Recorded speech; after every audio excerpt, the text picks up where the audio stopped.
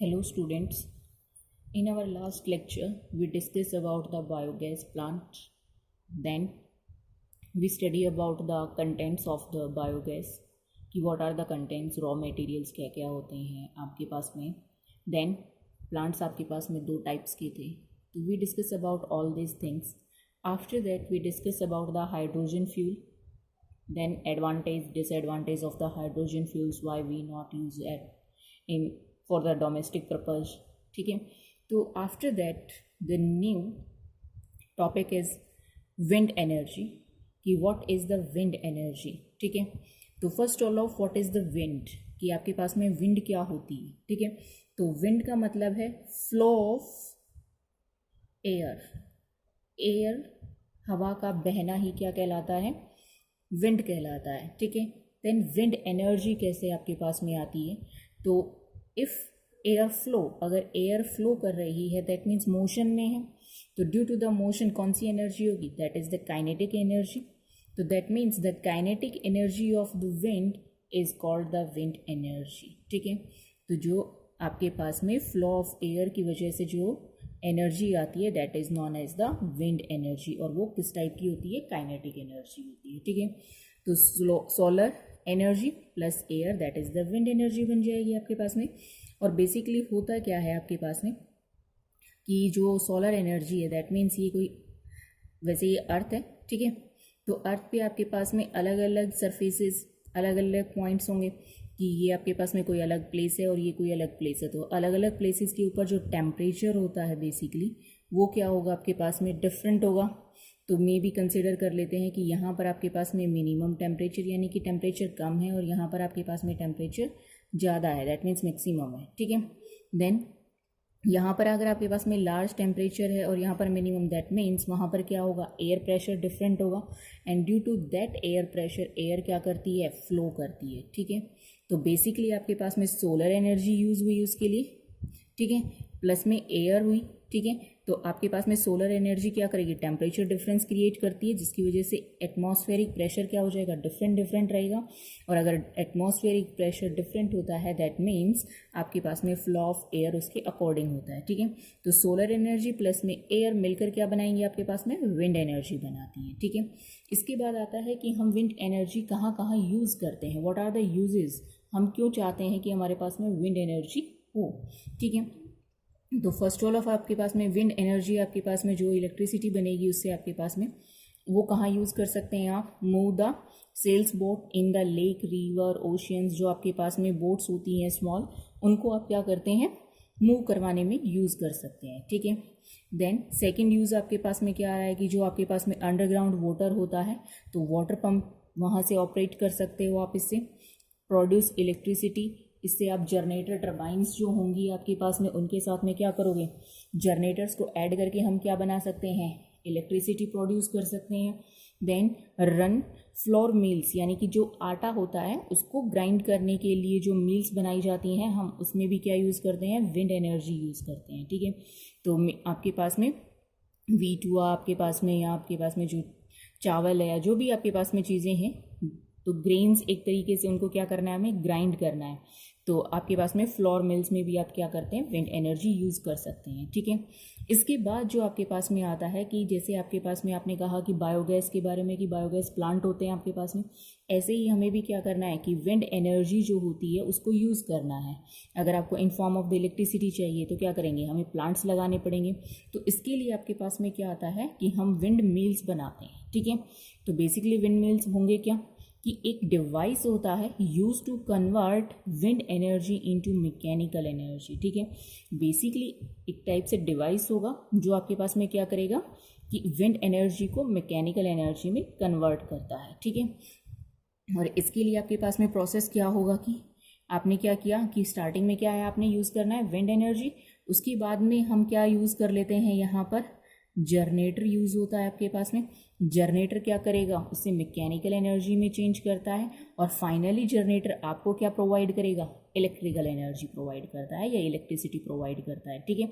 तो basically wind mills में आप क्या करते हैं, एक डिवाइस होता है.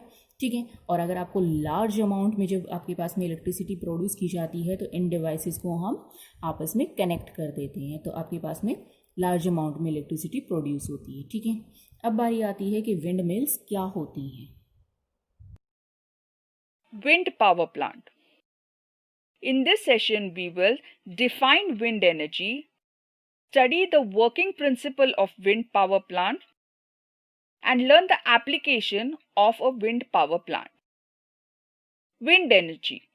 Wind energy is the form of solar energy which is produced because of the uneven heating of the earth by the sun. Wind energy is renewable energy and it helps to keep the environment clean. Wind energy can be used for sailing, grinding grains, electricity generation, etc. Let us study the working principle of wind power plant. The important job of converting wind energy into electrical energy is done by the wind turbine of a wind power plant. Let's see how. Unlike the fans, turbines use the wind and generate electricity. The hub and blades are called turbine or rotor. Behind the turbine, there is an engine house called as nacelle. The nacelle is mounted on a tower in order to get more wind energy.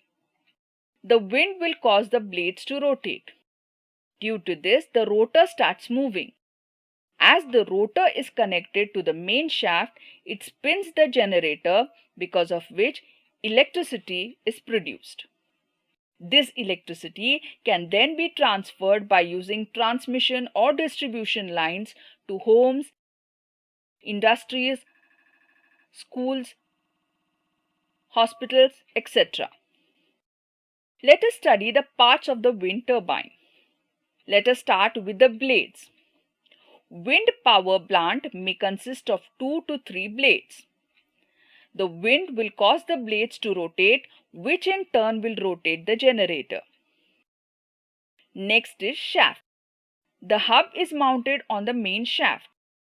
The rotation of the blade causes the shaft to rotate. If the wind blows very fast, then brakes can be applied to control the speed of blades and shaft. Next is the gearbox. This can be used to increase the output speed. Next is generator. The high-speed rotating shaft is connected to the generator.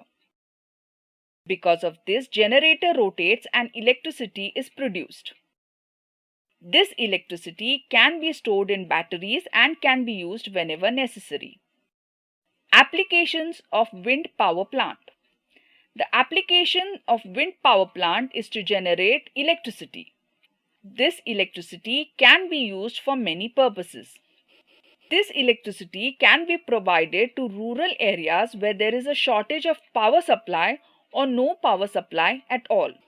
It is easy to establish a wind power plant in rural areas because free wind and space is readily available, and it requires very less infrastructure and cost. In this session, we learnt about wind energy, the working principle of a wind power plant. We also studied the applications of. ठीक है, अब इस video में आपने ये तो confirm कर लिया कि आपके पास में विंड मिल्स कैसे चलती हैं। ठीक है, तो बेसिकली विंड मिल्स में क्या था आपके पास में कि आपके पास में एयर है या विंड है आपके पास में बेसिकली। ठीक है, और विंड के थ्रू आपके पास में क्या होती हैं, जो टर्बाइंस हैं आपके पास में वो क्या करती हैं, रोटेट करती हैं। ठीक है, विंड की वजह से आपके पास में टर्बाइंस जो होंगी वो रोटेट करेंगे। टर्बाइंस किसके साथ में कनेक्ट होती हैं, जनरेटर के साथ में कनेक्ट होती हैं। जैसे जैसे आपके पास में टर्बाइंस रोटेट करेंगी वैसे वैसे जनरेटर भी आपके पास में रोटेट करता है। एंड जो आपके पास में रोटेशन होगी यहाँ पर आपके पास में काइनेटिक एनर्जी ऑफ विंड होगी, और जनरेटर के पास में किस फॉर्म में आएगी, मैकेनिकल फॉर्म में आएगी। देन आफ्टर जनरेटर आपको क्या प्रोवाइड करेगा, इलेक्ट्रिकल एनर्जी। ठीक है, तो यही आपके पास में प्रोसेस था कि विंड एनर्जी आपके पास फाइनली किस में चेंज होती है, मैकेनिकल एनर्जी में, और देन इलेक्ट्रिकल एनर्जी में। ठीक है, इसके बाद आती हैं कि जो आपके पास में विंड एनर्जी है उसकी एडवांटेज क्या क्या होंगी। ठीक है, तो हमने जो भी प्लांट्स लगाए वो आपके पास में हम जो भी सोर्स देख रहे हैं, या तो वो क्या होगा आपके पास में, वो आपके लिए क्या क्या एडवांटेजेस रखता है, क्या क्या डिसएडवांटेजेस होती हैं उसकी, ये हमें पढ़ना है। ठीक है, तो आपके पास में advantages of the wind mill है या विंड एनर्जी है आपके पास में। तो बेसिकली जो आपके पास में विंड मिल्स होती हैं उसमें जो एनर्जी मिलेगी वो एक तो आपके पास में क्या होगी, हार्मफुल गैसेस प्रोड्यूस नहीं करेगी या स्मोक प्रोड्यूस नहीं करती है। दैट मीन्स एनवायरनमेंट के लिए है फ्रेंडली होगी या इको फ्रेंडली जिसे हम बोलते हैं। तो this is the good source of energy, ठीक है। देन सेकेंड आता है आपके पास में कि it is the free of cost, यानी कि जो विंड मिलती है आपको वो क्या होती है, फ्री मिल जाती है, ठीक है। तो विंड एनर्जी प्रोड्यूस करने के लिए विंड आपको फ्री में मिल रही है। दैट मीन्स जो आपके पास में रॉ मटेरियल है वो क्या है आपके पास में फ्री ऑफ कॉस्ट मिल रहा है, ठीक है। Hence devices operate by wind energy are economically, वो आपके लिए इकोनॉमिकली हेल्पफुल होते हैं, आपके मनी का जो वेस्टेज नहीं होता है। एंड सेकेंड, जो आपको मनी लगाना है वो किसके लिए लगाना है, सिर्फ और सिर्फ जो आपके पास में टर्बाइंस और जनरेटर्स वगैरह के उसके लिए यूज़ करना है, ठीक है।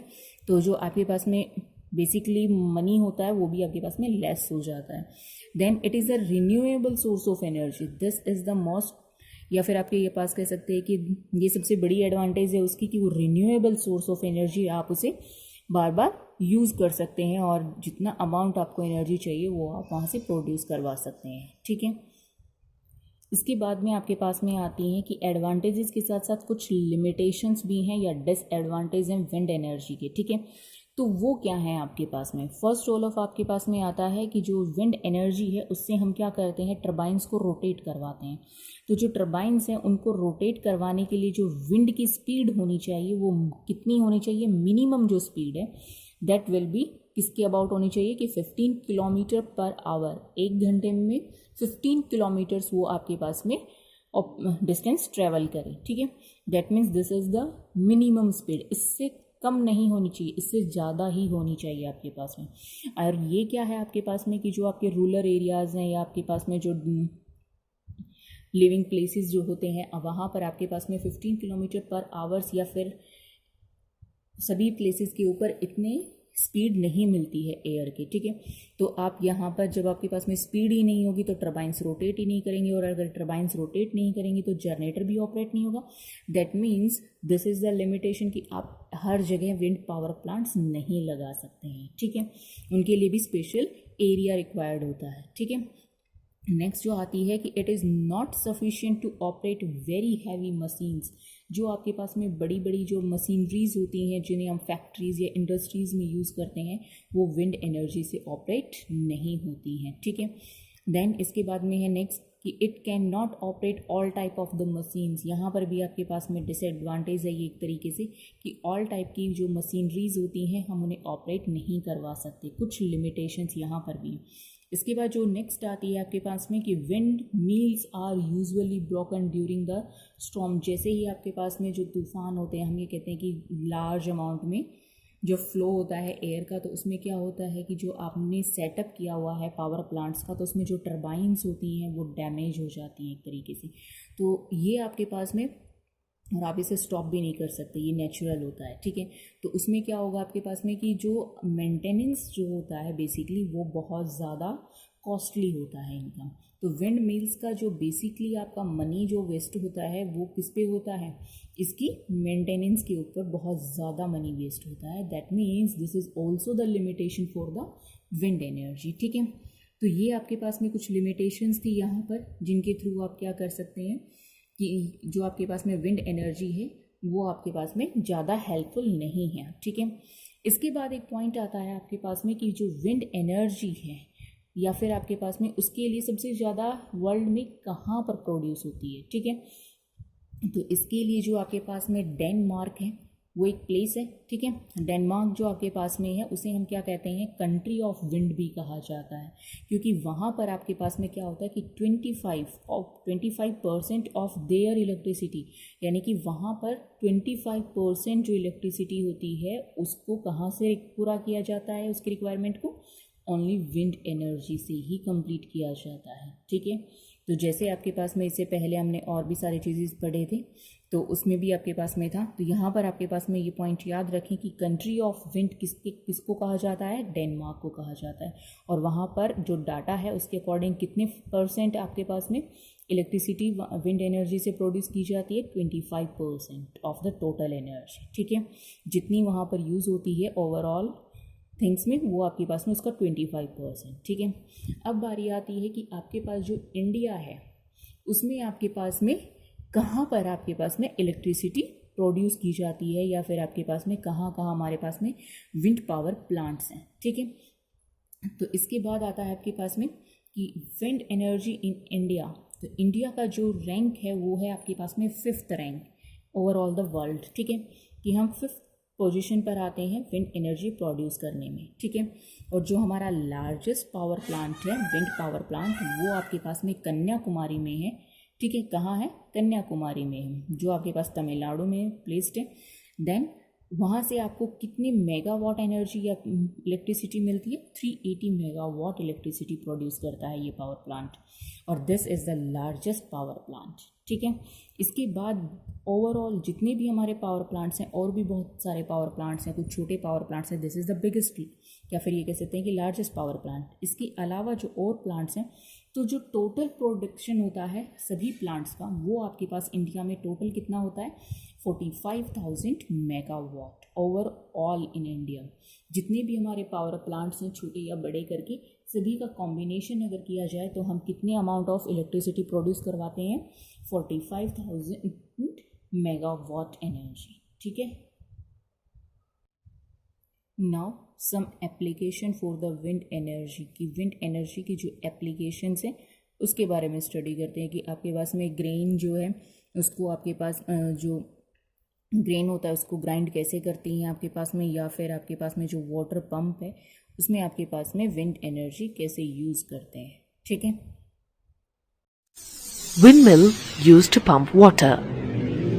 A windmill is a device that works with the energy of the blowing wind.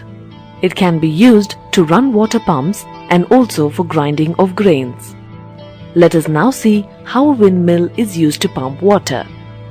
It has a circular wheel to which blades are attached radially. This is done to ensure that they catch or cut the wind. The center of this wheel is attached to one end of a shaft. The U-bend of the crank is further connected to the pump rod or piston rod. Working. When the wind strikes the blades of a windmill, the kinetic energy of the wind rotates the blades continuously. As a result, the crank which is attached to the blades of the windmill also rotates. This results in up and down movement of the piston rod. The piston rod pushes the piston of the water pump up and down and lifts the underground water.